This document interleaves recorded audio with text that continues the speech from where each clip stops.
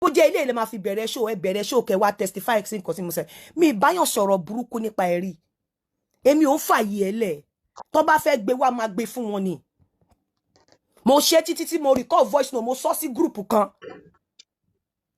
apá kejì ọ̀rọ̀ tí Yínká TNT tí ó sọ sí arábìnrin tí a ń pè ní Lizzy Anjorin òun lẹ́ ń wò yìí ọ̀pọ̀lọpọ̀ ọ̀rọ̀ ni arábìnrin ṣì sọ nínú fídíò tí ẹ̀ ń wò yìí ọ̀pọ̀lọpọ̀ ọ̀rọ̀ ló sọ o ẹ gbìyànjú láti wo apá kejì yìí torí pé apá kejì fídíò yìí òun ni àwọn ọ̀pọ̀lọpọ̀ ọ̀rọ̀ ńláńlá ló ti jáde ẹ gbìyànjú láti wò ó láti bẹ̀rẹ̀ títí dé ìparí àwọn máa play fídíò náà ní ẹ̀kúnrẹ́rẹ́ fún yín nísìnyí ó ti yá.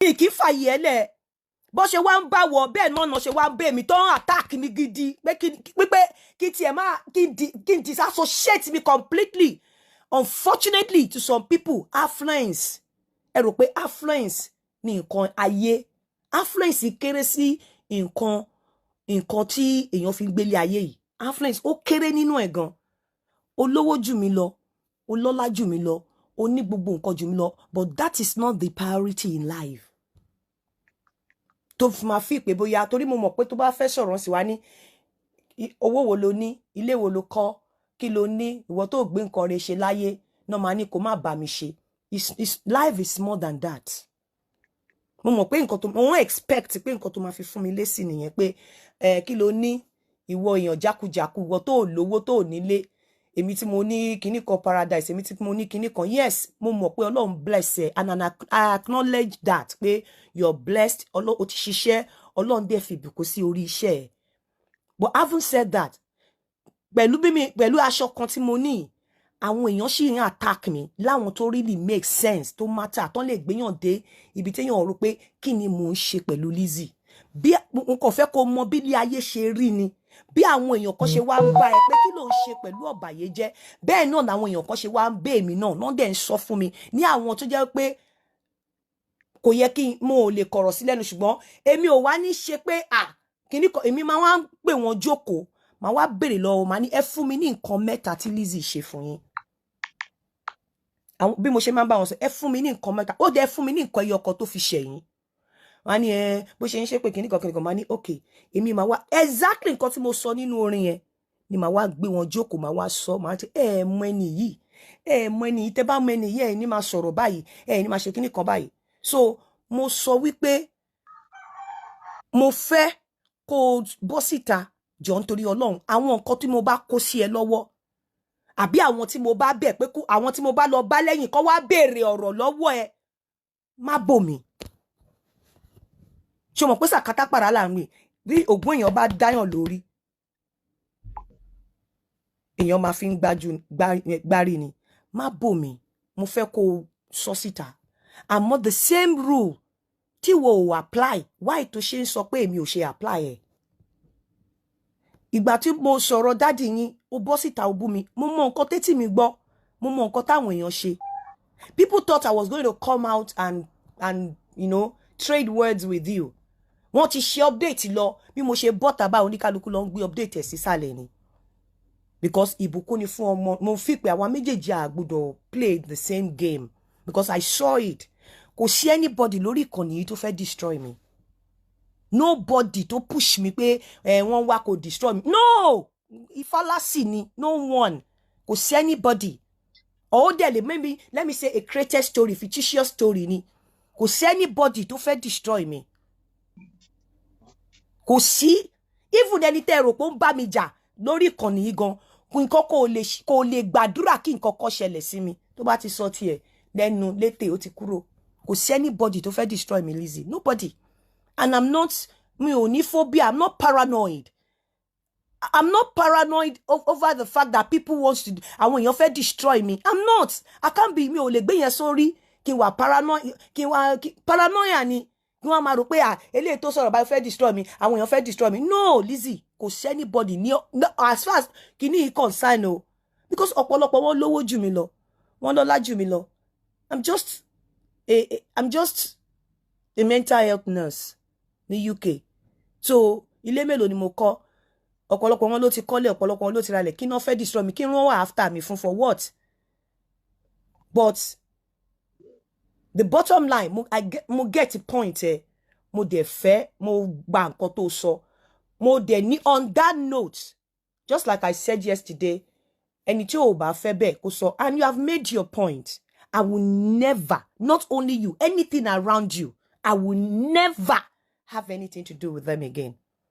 Anything. Má bínú pé mo tiẹ̀ nǹkan mi èmi àti òní nǹkan kan ṣe in the first place, you know it. Kì í ṣe pé à ń sọ̀rọ̀, kì í ṣe pé mo ń wá sọ́dọ̀ ẹ̀, kì í ṣe pé mo mọ ibi tó ń gbé, kì í ṣe pé mo tọrọ nǹkan lọ́wọ́ ẹ̀, kì í ṣe pé anything. Time tí mo wá fẹ́ ra gold, ó sọ olóòfẹ́ wàhálà, olóòní ta gold fún mi, ó dẹ̀ ta fún mi, and that was the only time I came to you. Kò ṣe pé bí mo wá ń press ẹ pé ó láti ta, ó láti ta, ó láti ta. No. But o make point mo dẹ̀ gbà. So, mo tútù sọ, o lè gbọ́ lẹ́niwì ẹ̀ pé èmi Yínká, èmi pé mo sọ̀rọ̀ ẹ láburú, mo máa ń jà ni. So bí wọn náà bá ṣe ń jà fún mi lẹ́yìn, èmi ń double triple jà fún ẹ lẹ́yìn. It's not about money. Pé kò yẹ kó jà fún mi lẹ́yìn èmi tí mo lówó. It's not about affluence. It's not affluence. No. It's about your person, your personality. It's not affluence. Nígbà mi ojú máa ń ti owó. Nígbà mi you have èèyàn máa lówó máa nípò. People will not still want to associate with you. Probably because they don't like your personality, they don't like your person. And yet, dẹ̀ lówó, èèyàn máa lọ́rọ̀. But people will still have reservation. They will still be skeptical about having anything to do with you. So, nǹkan tó yẹ kí n máa sọ̀rọ̀ yìí ni pé mò ń preempt, mò ń anticipate àwọn likely èsì tó máa give bíi pé lówó lọ́wọ́, kọ́lé, mo ní kíní kan, mo ní paradigm. Yes, I know and I acknowledge that. Mo ò ní nǹkan kan, lẹ́nìtì. Báwo làwọn èèyàn ṣe máa sọ pé kí ìwọ tó jámọ́ nǹkan kan kó má ṣe pẹ̀lú mi? Ni mo ṣe sọ pé it's not about affluence. It's about your person. It's not about affluence. It's not about what you have. It's not about what you have built. It's not about what you have gathered, the wealth you have gathered. No, it's your person, your personality. Ẹlòmíì lè wà láti fẹ́ associate pẹ̀lú ẹni tí ò tiẹ̀ ní, tí kò ralẹ̀ rí. Olówó ńlá fẹ́ associate pẹ̀lú ẹni tí ò ralẹ̀ rí. Á dẹ̀ fẹ́ni tó ní gbogbo àgbáyé sílẹ̀. Can I put it to you today? Àwọn èèyàn kan wà tèmi gan táwọn ayé ti rí pẹ̀lú mi, tí àwọn èèyàn ti mọ̀ pẹ̀lú mi nílé ayé, tí mo regret ever even associating myself. I'm telling you. Nílé ayé yìí. Àwọn èèyàn, àìmọye àwọn èèyàn tẹ́lómi dẹ̀ máa rí pẹ̀lú èèyàn tó máa rí. Àìmọye àwọn èèyàn tí wọn ò dẹ̀ ní rí, tí wàá máa dúpẹ́ lábẹ́lẹ̀ wípé o associate ara ẹ̀ mọ́ wọn. Because there are people that you'll be associated with, and àwọn ìwà tó ń wù ò ní like ẹ̀. But the fact pé show me your friend, I will tell you whom you are. Wọ́n á máa fojú kan náà wò yín, ò dẹ̀ ní like dent yẹn. Àwọn èèyàn wà tó máa associate ara ẹ̀ pẹ̀lú, tó máa wò wípé àwọn ìṣe tó ń ṣe ò ní like ẹ̀ láwùjọ, àwọn ìrìn tó ń rìn, àwọn ìwà tó ń wù, wọ́n á dẹ̀ máa wò pé the same birds of the same feather clicks together. I mean, birds of the same feather click together. Mama wobe.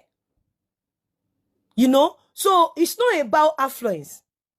That is the word. Not about affluence. Ni èèyàn fin kogo, ni èèyàn fin sọ pé bóyá, because you're super, èèyàn wà super rich, then everybody must want to flock around you. Everybody wants to be around you. No. No. No. So, àwọn nǹkan tó sọ, mo ti gbọ́, mo ti gbà, kò ní ṣẹlẹ̀ mọ́. Kò ní ṣẹlẹ̀ mọ́. I will continue to be myself. It's not going to change me from being Oluyinka. But nǹkan tí yóò bá fẹ́, èèyàn fẹ́ nìyẹn. I will stay complete. I've never been together with you anyway, so it's just that I won't come I will stay completely away from you. I will that has to do with you, I'll stay away from. But I'm just telling you, your picture mo kò lè mo lè má lè ṣe Facebook máa ṣe over time torí mi ò lè, to be quite honest, Ọlọ́run rí mi pé mi ò lè trace ẹ̀, and the same rules tó ń béèrè pé ó apply for me. I called Mommy Adebimpe. I called her. As much as I don't want to bring her here, I called her. Nígbà tí wọ́n send kíní yẹn sí mi. She may not know about my show, but when I finished the show, I still called her to tell her about the show. Mi ìdẹ̀rù bóyá mo bú ẹ nínú show yẹn. But you went out to floor me. Ẹ dẹ̀ sọ pé ó ń ṣeré, but yín ò dùn mí. But I'm not going to have anything to do with you again forever and ever and ever. And everything and ever and ever. I've never had anything to do with you. Anyways, you pé mo love ẹ, mo dẹ̀ wò pé nǹkan tó ń ṣẹlẹ̀. Nígbà míì, ask Mommy Adebimpe, many times mo ti gbé phone nígbà tí ogun yẹn bá pọ̀, mo máa gbé phone, mo máa sunkún lórí phone ni. Pé kí ló dé? Mo máa sọ ẹkún lórí phone. I don't have anything against you. Remain blessed. But it's not about affluence. It's not about affluence. And I've just come to let you know the other part of the story, the other side. It's not greener. It's not rosier it's not greener on the other side. The fact that people come to you to ask questions, don't think they don't also come to me. People come to me too to ask me. But kí ló ń ṣe pẹ̀lú bèbí, kí ló má ṣe báyìí kíníkan. But mi ò kí ń gbọ́. Mo ò fẹ́yàn láyé. Mo ní àbúrò kan ní Amẹ́ríkà. Mo máa tutọ́. A máa jọ tutọ́ sókè gbà fúnra wa ni. No! You cannot do that. But I thank God. I would rather, nǹkan tó sọ pé àwọn èèyàn ń plan fún mi, èmi ni kí n sọ fún ẹ wípé àwọn èèyàn ti sọ pé nǹkan tó ṣe ó máa ṣe. But it's always good, my darling sister, not to be predictable. Tọ́ ẹ̀yin èèyàn wa tí ẹ bá mọ̀ wípé ẹ ti wo fídíò yìí dé ibi tí ẹ wò dé yìí, a kí yín wípé ẹ ṣé, ṣùgbọ́n nǹkan tí ẹ bá lérò nípa fídíò yìí, ẹ gbìyànjú láti tẹ̀ sí comment section ká lè sọ̀rọ̀ nípa rẹ̀, ká lè fọ̀rọ̀ jomitoro ọ̀rọ̀ lórí rẹ̀. Lónìí a kò ní rí jù báyìí lọ. Ire lójú gbogbo ọmọ àrí, ó tún dọjọ́ mi, ọjọ́ rẹ̀ ó dìgbà.